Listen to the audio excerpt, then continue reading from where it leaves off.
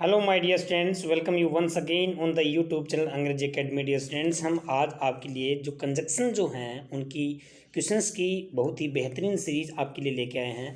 ये जो क्वेश्चंस हैं वो आपके लिए बहुत ही इंपॉर्टेंट हैं। आपसे कैसे पूछे जाएंगे ने हमने इसमें वेरिएशन लिया है, अलग अलग तरीके से लिया है कि कैसे आपको ब्लैंक देंगे तो कैसे पूछेंगे, और आपको सेंटेंस का जो पैटर्न रहेगा उसमें से क्या एरर देंगे, कौन सा सेंटेंस एग्जैक्ट सही होगा, वो चीज़ आपसे पूछी जा सकती है। तो वो वेरिएशन के हिसाब से हमने जो 30 क्वेश्चंस रखे हैं, 1 से लेके 20 क्वेश्चंस का ब्लैंक दिया है, और 21 से लेके 30 क्वेश्चंस का हमने जो स्ट्रक्चर है वो उसको थोड़ा सा अलग किया है। तो देखना, आप लोगों को 1 to 1 थोड़ा समझना है कि कैसे क्वेश्चंस जो हैं और वो वहाँ पे क्यों आएगा इसमें। तो देखिए, पहला क्वेश्चन है कि हार्डली हैड ही लेफ्ट। तो देखिए, इसमें आपसे ब्लैंक भरवा रहा है। तो ब्लैंक भरवा रहा है तो आपको ये देखना है कि क्वेश्चन के अकॉर्डिंग इसके अंदर क्या आएगा। तो देखो, मैं कुछ टिप्स आपको बताऊंगा, तो वो जो टिप्स हैं वो आप अपने जो नोटबुक है उसमें नोट डाउन करके रखना, अपने माइंड में उनको प्रिपेयर करके रखना। तो पहले क्वेश्चन में हार्डली शब्द दे रखा है। तो देखिए, हार्डली और स्केर्सली का जो पेयर होता है वो सिर्फ और सिर्फ व्हेन से बनता है। यहाँ पे आपसे जो ब्लैंक देंगे, देखो यहाँ पे आपसे एरर भी आ सकता है, एरर वाले सेंटेंसेस भी पूछ सकते हैं। मान लो यहाँ पे किसी ने आपको यहाँ THAN ये दे दिया, ठीक है भैया, तो वहाँ पे आपको 1 ऑप्शन, फिर यहाँ पे आ गया 2, फिर यहाँ पे आ गया 3, फिर यहाँ पे नो एरर 4, ABCD वाला ऑप्शन बना दिया। अब आपको इस ABCD में कौन सा रॉन्ग है ये वाला भी एरर के रूप में पूछ सकते हैं, सेंटेंस इंप्रूवमेंट के रूप में पूछ सकते हैं, कैसे भी आपसे पूछ सकते हैं। तो आपको इतना ध्यान रखना है कि जो हार्डली शब्द है उसका पेयर किससे बनेगा, सिर्फ और सिर्फ व्हेन से बनेगा। तो यहाँ पे आपका जो ब्लैंक है उसमें आपका क्या आना चाहिए, यहाँ पे व्हेन आना चाहिए, यानी कि ऑप्शन आपका C जो है वो इसमें आएगा। समझ आया ना क्यों आया? इसलिए आया है क्योंकि हार्डली का पेयर व्हेन से बनता है। Hardly had he left when his brother केम। मुश्किल से ही वह वहाँ पे क्या हुआ, उसका जो भाई आया तब वह मुश्किल से वह वहाँ से रवाना हुआ। ठीक है, इस तरह से। तो नेक्स्ट क्वेश्चन आता है कि आई वुड रेदर। तो रेदर जो शब्द होता है उस रेदर का भी पेयर किससे बनेगा, रेदर का पेयर भी देन से बनता है। तो देन कौन से वाला, THAN, ना कि THEN, ये वाला है वो नहीं बनेगा।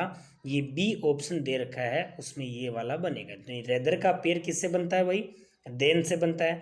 और वुड जो है वो ऑलमोस्ट आपका ऐसे सेंटेंस जो आएंगे वो ऐसे इसी अकॉर्डिंग पूछे जाएंगे, इसके अकॉर्डिंग ही। और ऐसे रेदर वाले जो सेंटेंस हैं उनमें जो कंजक्शन पूछा जाएगा वो प्रेफरेंस वाला होता है, यानी कि दो में से कोई भी चॉइस जिसको अपन बोलेंगे। तो वुड जो मॉडल होता है उसका यूज़ करेंगे, ये भी थोड़ा आप देख लेना, क्योंकि ये भी कई बार कई एग्जामों में पूछा जाता है। यानी कि जहाँ पे रेदर शब्द आए ना, रेदर देन, तब वहाँ पे वुड जो मॉडल है उसका यूज़ किया जाता है। समझ आया आपको? नेक्स्ट है ही इज़ नो अदर। तो वही बात आ गई, अदर जो है उसका पेयर भी किससे बनता है, THAN से बनता है, रेदर देन से बनेगा। तो इस ब्लैंक में भी क्या आ जाएगा, देन आ जाएगा। तो यहाँ क्या आएगा, B वाला ऑप्शन आ जाएगा। उसके बाद में अगला क्वेश्चन है क्वेश्चन नंबर 4, ही सा ए स्नेक। उसने एक स्नेक देखा, ही अवोक।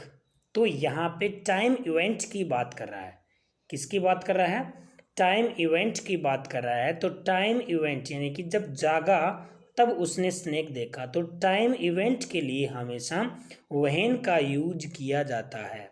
किसका यूज किया जाता है, व्हेन का यूज किया जाता है। तो टाइम इवेंट के लिए यहाँ आपका ऑप्शन हो जाएगा B। देखिए, ही सा ए स्नेक व्हेन ही अवोक। जब वह जागा तब उसने एक स्नेक देखा। तो आंसर क्या हो गया, B आंसर हो गया इसमें। 10 years हैव पास्ट। ऐसे सेंटेंस बहुत बार आपसे पूछे जाते हैं, दो तरह से पूछे जाते हैं। एक तो तरीका क्या हो गया, आपसे सेंटेंस में करेक्ट फॉर्म वाला है वो पूछ लेंगे, या फिर आपसे क्या पूछ लेंगे, कंजक्शन पूछ लेंगे। तो इस तरह से जो जब सेंटेंस आते हैं तो 10 years हैव पास्ड, 10 साल गुजर गए हैं जब से उसकी माँ जो है, उसकी ग्रैंड मदर जो है मरी है, तब से। तो तब से के लिए उस जो समय होता है, निश्चित समय होता है, उसके लिए हम किसका यूज करेंगे? सिंस का यूज करेंगे। तो दोस्तों देखना, आपको एक चीज़ और बता रहा हूँ इसके साथ में इम्पोर्टेंट। अगर यहाँ पे सिंस का यूज हुआ, ठीक है, यहाँ पे सिंस का यूज हुआ तो इसके आगे पास्ट सिंपल टेंस होगा और इससे पहले पास्ट परफेक्ट टेंस होगा। ये एक क्या है? क्लोज का कॉम्बिनेशन है। समझ आ गया आपको? जैसे कि 10 years have past since my grand mother died, तो यहाँ पे second form of the verb I है, यहाँ पे परफेक्ट टेंस है, तो इस वाला टेंस वाला भी आपको ध्यान में रखना है। तो इसके अंदर आपका आंसर क्या हो गया? ए आंसर हो गया। उसके बाद में नेक्स्ट आता है question number 6, C is blank good और बैड। तो यहाँ पे इसमें दे रखा है, देखिए पहले आपको मैं थोड़ा समझाता हूँ कि इनका पेयर कैसे बनता है। आइदर का पेयर बनेगा और से, नाइदर का पेयर बनेगा नोर से, और नाइदर का पेयर, इसमें भी ये भी रॉन्ग है और ये भी रॉन्ग है और ये भी रॉन्ग है। अब बच क्या गया? वैसे आपका आंसर ये बच गया। तो C is neither good nor bad, वह ना तो अच्छी है और ना बुरी है। इसका मतलब इसमें दोनों क्वालिटी जो है वो नहीं के नए के बराबर है, यानी कि दोनों में कोई सी भी क्वालिटी नहीं होती है। तो नेगेटिव के लिए हम किसका यूज़ करेंगे? सी, आपका आंसर नाइदर नोर का यूज़ करेंगे। उसके बाद में question number 7, the cell phone is both. तो देखिए बोथ जब भी आपका आता है तो बोथ का पेयर सबसे पहले एंड से बनेगा। बोथ का पेयर किससे बनेगा? एंड से बनेगा। तो आपका आंसर वैसे सीधा सीधा क्या आ जाएगा? एंड आ जाएगा इसके अंदर, ठीक है। उसके बाद में आता है no sooner did the rogue see the police. तो यहाँ पे क्या होता है भाई? रोग का मतलब दुष्ट व्यक्ति को बोलते हैं रोग, पर्सन। तो नो सूनर डिड, तो नो सूनर से जैसे ही कोई वाक्य स्टार्ट होता है, नो सूनर, तो ध्यान रखना कि नो सूनर का पेयर भी किससे बनेगा? देन से बनेगा। समझ आया आपको? तो नो सूनर का पेयर एक कई बार क्या होता है कि नो सूनर वाले सेंटेंस को एज सुन एज में चेंज करवा लेता है। तो एज सुन एज जब भी होता है तो उसका किसी से पेयर नहीं बनता है, ये आपको ध्यान रखना है। तो नो सूनर जो है उसका पेयर किससे बना? देन से बना, ठीक है। तो आपका आंसर इसमें बी हो जाएगा। No sooner did the rogue see the police then he disappeared, तब वह क्या हो गया? गायब हो गया। तो इस तरह से आपका आंसर बी आ गया। Question number 9, Srishti will go blank Sanju goes. तो देखो इसके अंदर आपको थोड़ा सा ध्यान से समझना है कि सृष्टि विल गो और यहाँ पे आ रहा है संजू गोज। ये एक, इसके अंदर ऑल्दो भी नहीं हो सकता, देन भी नहीं हो सकता, ये वाला देन भी नहीं हो सकता, क्योंकि इसमें अगला कंडीशन रखना है। तो कंडीशनल सेंटेंस के अंदर हमेशा ऑलमोस्ट, ऑलमोस्ट क्या बनता है? इफ़ का यूज करते हैं। तो यहाँ क्या आ गया? इफ़ आ गया। इफ़ संजू गोज, यदि संजू जाती है तो सस्ती भी जाएगी। तो यहाँ पे कंडीशन ये बनी है, तो इसमें इस कंडीशन के लिए जो कंजक्शन यूज हुआ है वो इफ़ का यूज हुआ है। ऐसे सेंटेंसेस बहुत ही इंपॉर्टेंट होते हैं, इसलिए अच्छे से इनको समझ के रखना है। कंडीशनल वाले सेंटेंस में आपको एक चीज़ और बताऊं मैं कि यहाँ पे आपको एक चीज़ और ध्यान रखना है, प्रेजेंट सिंपल आया है, फ्यूचर सिंपल आया है। तो ये दोनों जब इफ़ के साथ में, कंडीशनल में सब्जेक्ट के साथ में क्या बने? प्रेजेंट सिंपल बने, या फिर क्या बने? इधर फ्यूचर सिंपल बने, तो ये वाला एक क्या होता है? ये क्लोज ये बनती है, ये वाली फर्स्ट कंडीशन है। इधर फ्यूचर सिंपल, इधर पास्ट सिंपल, तो आपको क्या बनाना है? इफ़ का यूज़ करना है। सी इज़ वाइज, जो क्वेश्चन नंबर 10 है उसमें आपको देखिए ऑप्शन के अंदर क्या है? सी इज़ वाइज, वह बुद्धिमान है, लेकिन वह क्या है? टिमिड है, कायर है। इसलिए यहाँ लेकिन के लिए किसका यूज़ करेंगे हम? बट का यूज़ करेंगे। तो यहाँ क्या आ गया? बट आ गया। दोनों में बट का मतलब ये दोनों, ये वाला क्लोज और ये वाले क्लोज, यानी कि ये वाला सेंटेंस यहाँ का और यहाँ वाला सेंटेंस, दोनों एक दूसरे के क्या होते हैं? ऑपोजिट डायरेक्शन में होते हैं, ऑपोजिट होते हैं। समझ आया? वही वाइज है लेकिन कायर है, लेकिन यहाँ जो लेकिन के लिए बट का यूज़ हुआ है। उसके बाद में आता है नाइदर ही। तो ना आपको मैंने बताया कि नाइदर का यूज किसके साथ होता है? हमेशा नोर के साथ होता है। तो इसके अंदर आपका डी ऑप्शन आ जाएगा। समझ आ गया? उसके बाद में क्वेश्चन नंबर 12, क्वेश्चन नंबर 12 में देखिए क्या कहना चाह रहा था? Officer asked the peon. ऐसे सेंटेंस बहुत ही इंपॉर्टेंट हैं, ऐसे सेंटेंस आपसे पूछे जाते हैं। The officers asked the peon why he was late. देखो ये डायरेक्ट से इनडायरेक्ट में बनाया हुआ है। तो जब भी डायरेक्ट से इनडायरेक्ट में बनाया है तो ये सेंटेंस था इंट्रोगेटिव, और इंट्रोगेटिव था तो ये WH वर्ड से स्टार्ट हुआ था। WH वर्ड से स्टार्ट हुआ है तो इसका मतलब इसमें कंजक्शन ऑलरेडी लगा हुआ है, वाई लगा हुआ है, इसलिए इसमें कोई भी कंजक्शन की आवश्यकता नहीं पड़ेगी। कई बार हम क्या कर देते हैं, दैट कर देते हैं, तो दैट क्या हो गया, रॉन्ग हो गया। इंट्रोगेटिव मानते हैं तो इफ़ कर देते हैं, इफ़ में ऑलरेडी इंट्रोगेटिव वर्ड आ रहा है बट तो आने की संभावना नहीं है, इसलिए इसके आंसर क्या हो जाएगा, डी हो जाएगा, नो वर्ड नीडेड, यानी कि कोई भी ऐसा शब्द है यहाँ पे इसकी आवश्यकता नहीं है, ऑलरेडी ये सेंटेंस यहाँ पे लगा हुआ है। समझ आ गया आपको? नहीं समझ आए तो कमेंट बॉक्स में करना, I will explain very well. Next question number 13 का है, बोथ एज ए, तो बोथ का पेयर किससे बनेगा, सिंपल सा है, बोथ का पेयर एंड से बनेगा, तो इसमें आपको सोचने की आवश्यकता ही नहीं है, both as A and with A. उसके बाद में क्वेश्चन नंबर 14, नो सुनर, तो नो सुनर का पेयर जो बनेगा वो देन से बनेगा, देन यहाँ question number option number D में है, तो आपका आंसर क्या हो जाएगा, डी हो जाएगा, ये ध्यान में आपको रखना है। उसके बाद में आता है ही बिहेव्स, तो देखिए ऐसे सेंटेंस भी बहुत इंपॉर्टेंट हैं। हम जब कल्पना करते हैं, आपको एक दो चीज़ सिखाता हूँ इसके अंदर, हम जब कल्पना करते हैं, इमेजिनेशन करते हैं, आप कहोगे सर ही के साथ में वर्क कैसे आया यहाँ पे, तो जब भी आपको इमेजिनेशन के लिए, जैसे कि मान लो काश मैं ऐसा होता, काश वह मेरा दोस्त होता, काश वह ऐसा होता, तो वहाँ पे हम इफ़ जो है उसके साथ में जो सब्जेक्ट है सिंगुलर है या प्लूरल है उसके साथ में भी हम वर्क का यूज़ करेंगे, ठीक है। लेकिन यहाँ पे क्या करा है, ही बिहेव्स, वह ऐसे व्यवहार करता है मानो कि वह टीम का कैप्टन हो, तो यहाँ एज इफ कौन सा है, एज इफ जो कंजक्शन है वो यहाँ आएगा, और इस एज इफ में हमेशा ध्यान रखना सब्जेक्ट चाहे कैसा भी हो, आने वाली हेल्पिंग वर्ब या वर्ब क्या मान के आएगी, वर, यानी कि सिंगुलर जो है, इमेजिनेशन में आपको सिंगुलर जो है वो नहीं प्लूरल वाली आएगी, चाहे सब्जेक्ट सिंगुलर हो चाहे प्लूरल हो। समझ आ गया? एज इफ के अंदर आपको यहाँ आने वाली हेल्पिंग वर्ब या वर्ब प्लूरल ही लगानी है।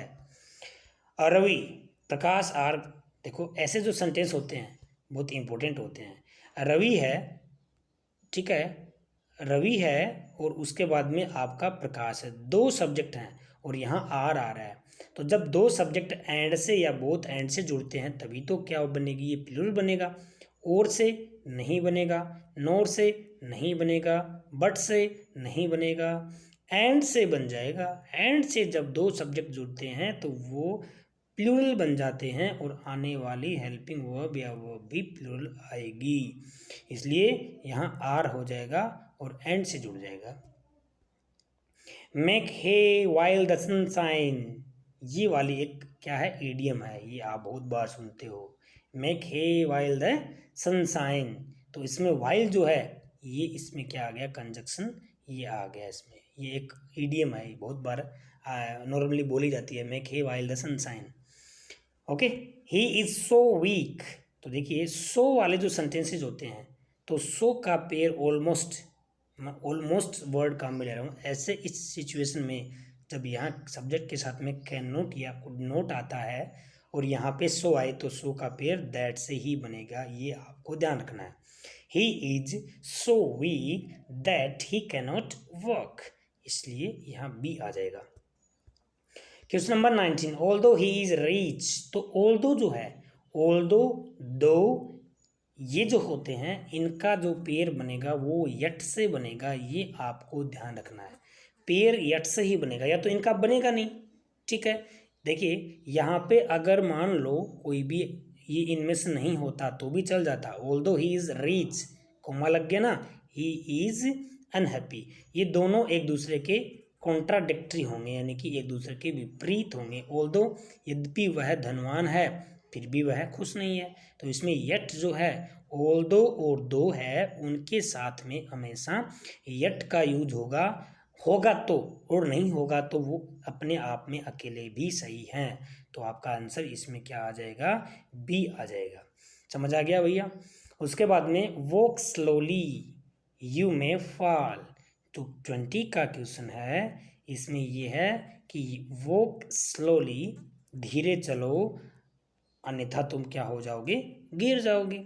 तो यहाँ पे देखिए अगर कोई कंजक्शन होता तब तो यहाँ पे कुछ और जुड़ जाता, लेकिन यहाँ जो है वो सीधा सा है कि इसने बोला कि अन्यथा, दोनों का है कि धीरे चलो अदरवाइज अन्यथा तुम गिर जाओगे। वैसे जो में है वो जो है उसका यहाँ पे बनेगा, वो क्या बन जाएगा, सो दैट से बनता है। में जब भी कंजक्शन आता है वो सो दैट से बनता है, ठीक है भाई। सो दैट से जब बनेगा तो यहाँ पे, ताकि यहाँ पे जो है ना वो पॉजिटिव सेंस निकलना चाहिए, ठीक है। पॉजिटिव सेंस निकलना चाहिए, वो आपको बताऊंगा, समझाऊंगा मैं नेक्स्ट में समझाऊंगा। क्योंकि वॉक स्लोली, एक बार आप इतना ही ध्यान रखो, वॉक स्लोली, ठीक है। फिर यहाँ पे अदरवाइज, अन्यथा तुम क्या हो जाओगे, गिर सकते हो। तो यहाँ अदरवाइज जो है वो वाला इसमें आंसर क्या हो जाएगा, डी आ जाएगा। उसके बाद में देखिए अब आते हैं 21 से लेके 30 में आपका कौन सा सेंटेंस है वो करेक्ट है, ये आपको समझना है। सेंटेंस हमारे पास में जो है भाई इनमें से कोई भी करेक्ट नहीं है और अपने आप में ये सेंटेंस करेक्ट है, तो हमारा ऑप्शन क्या हो जाएगा, डी हो जाएगा। यानी कि नन ऑफ दीज, इनमें से कोई भी नहीं है, already this sentence is already corrected. Okay, तो यहाँ पे पहला क्वेश्चन कह रहा है कि ऑल्दो ही इज़ पुअर। तो देखो मैंने अभी थोड़ी देर पहले बताया ना कि बट जो है उसकी जगह क्या आएगा, बट जो है उसकी जगह यट आना चाहिए। आना चाहिए कि नहीं आना चाहिए भाई, उसकी जगह यट आना चाहिए। तो इसमें यट वाला सेंटेंस देखो कौन सा है, तो यट वाला जो सेंटेंस है वो देखो, although he is poor yet he is honest. ये फुल स्टॉप यहाँ पे गलती से लग गया, समझे। Although he is poor yet he is honest. इस तरह से ये जो सेंटेंस का जो स्ट्रक्चर है वो राइट है, तो आंसर बी हो जाएगा इसमें। उसके बाद में आता है आपका 22 में नो सुनर। तो देखिए नो सुनर का पेयर है वो किससे बनेगा, नो सुनर का पेयर बनेगा देन से, THAN। तो देन वाला इसके अंदर देखिए कौन सा है, देन वाला ऑप्शन जो है वो देखिए इसके अंदर नो सुनर का पेयर जो है वो देन से बनेगा, और देन वाला ऑप्शन है आपका इसमें ए।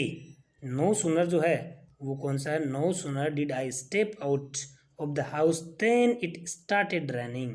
तो ऑप्शन नंबर ए आपका इसके अंदर क्या हो गया। देखिए ऑप्शन नंबर बी में क्या है, व्हेन से जुड़ गया, फिर उसके बाद में did I stepped out of the house. तो इसका मतलब देखिए ये ऑप्शन इसमें गलती से डबल हो गए हैं, ऑप्शन सी भी और ऑप्शन ए भी दोनों सेम दे दिए हैं। तो ये गलती आप मत करना, इसमें आपको वैसे एग्जैक्ट एग्जाम में नहीं मिलेगा। इसमें आपको ध्यान ये रखना है कि no sooner did I step out, sorry ये सी नहीं होगा, इसमें ए ही होगा। इसमें देखिए स्टेप्ड, ये थर्ड फॉर्म द वर्ब लग गई, समझ आया आपको। यहाँ डिड है, that is the wrong option. तो the correct option is A, no sooner did I step out of the house then it started running. ये सही है, समझ आ गया, हमने इस पर ध्यान नहीं दिया था। तो इसमें ये सी वाला ऑप्शन नहीं होगा, इसमें ऑलरेडी वैसे ही है, ठीक है। तो ए ऑप्शन हो जाएगा इसमें। क्वेश्चन नंबर 23, अगला क्वेश्चन कह रहा है कि hardly had I step out of the house there. यहाँ देखिए इसके अंदर कोई भी कंजक्शन नहीं दे रखा है, यानी कि जो हार्डली है उसका पेयर बनता है व्हेन से। यहाँ कोई भी पेयर नहीं दे रखा है, तो इसका जो पेयर है वो इस ऑप्शन में, hardly had I stepped out of the house when it started raining.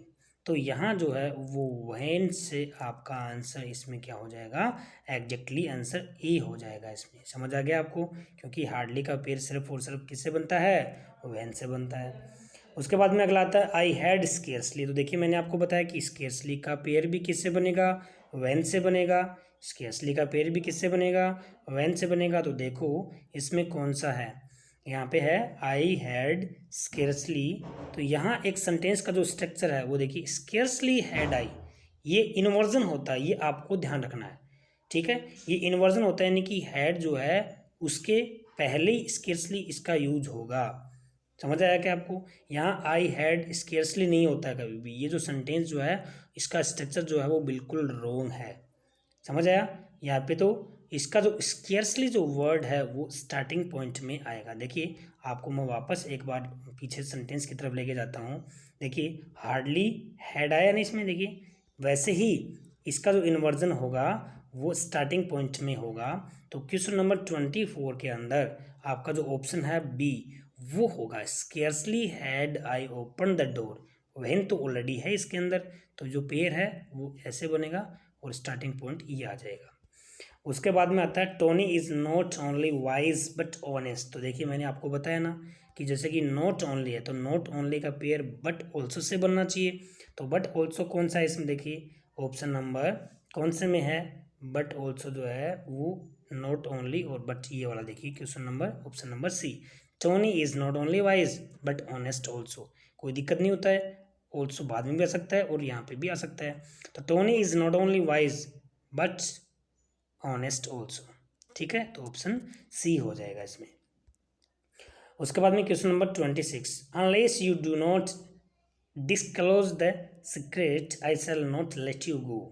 तो देखो ध्यान से समझना, अनलेस जो है और अनटिल जो है, जब भी इसके साथ में कोई क्लोज बनती है, कोई सेंटेंस बनता है, दूसरा सेंटेंस नहीं, यहाँ देखिए इसके साथ वाला सेंटेंस यहाँ तक है, जब ये यहाँ तक कोई भी सेंटेंस बनता है तो यहाँ तक सेंटेंस बनता है तो अनटिल और अनलेस ऑलरेडी नेगेटिव वर्ड होते हैं, तो इनके साथ में ये नोट वाला कोई भी वो नहीं आएगा, ठीक है, समझ आ गया एक बात। अब देखो इसमें देखते हैं कौन सा है, इसमें भी डू नॉट है, यहाँ unless you disclose the secret, ये वाला इसमें सही है, ऑप्शन बी। दूसरी वाली क्लोज में आ सकता है बट अनलेस वाली जो क्लोज होती है, अनलेस वाला जो सेंटेंस होता है, जो भी इसके साथ में अटैच होता है उसके साथ में क्या नहीं आएगा, नोट नहीं आएगा। Question number 27, the horse runs as fast. तो देखिए एज का पेयर एज से ही तो बनेगा, लाइक से थोड़ा ना बनेगा, एज, तो the horse runs as fast as ये है इसमें, तो आंसर क्या हो गया, ए। उसके बाद में वर्क हार्ड, यहाँ वर्क हार्ड लिस्ट जो है ये कंजक्शन है, लेकिन यहाँ जो है वो शुड का यूज होगा, नॉट आएगा नहीं, शुड आएगा अकेला।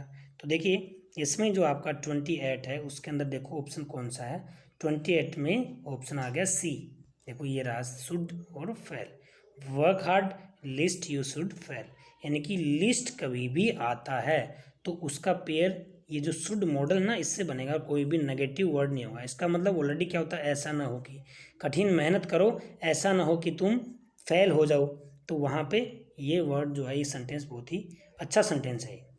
उसके बाद में आता है question number 29, immediately the car started I came back. तो इसके अंदर यहाँ इमीडिएटली जो वर्ड होता है वो ना आकर एज सुन एज, किसका होगा, as soon as the car started I came back, जैसे ही ज्यों ही कार जो है स्टार्ट हुई मैं वापस आ गया। तो एज सुन एज का पेयर किसी से बनता नहीं है, और एज सुन एज जो होता है वो क्या लेगा, स्टार्टिंग में आएगा वो, ये वाला बहुत इंपॉर्टेंट सेंटेंस है ये वाला, ठीक है। उसके बाद में आता है 30 question, both of them not go there.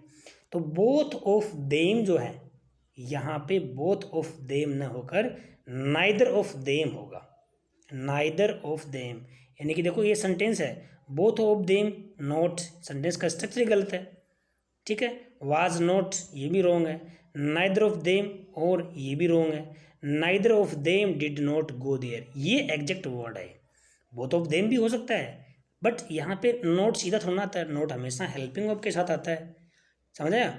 इस तरह से आपको क्या रखना है इसमें, ऑप्शन सी रखना है, नाइदर ऑफ देम ये बिल्कुल सही है, डिड नॉट आ गया, गो देयर, उनमें से कोई भी वहाँ नहीं जा रहा है। तो देखिए दोस्तों ये 30 क्वेश्चंस की बहुत ही बेहतरीन सीरीज़ है, टेस्ट सीरीज़ है, और इनमें से ऐसे ही क्वेश्चंस जो हैं वो आपसे पूछे जाते हैं कोई भी एग्ज़ाम हो। तो कंजक्शन का जो पार्ट है उसमें से आपके लिए मैं मोस्ट क्वेश्चंस आपके लिए लेके आया हूँ, इनको आप बेहतरीन ढंग से सॉल्यूशन कीजिए, कहीं पर भी कंफ्यूज है उसको कमेंट बॉक्स में अपनी कन्फ्यूज़न को दूर कीजिए। Thanks for watching.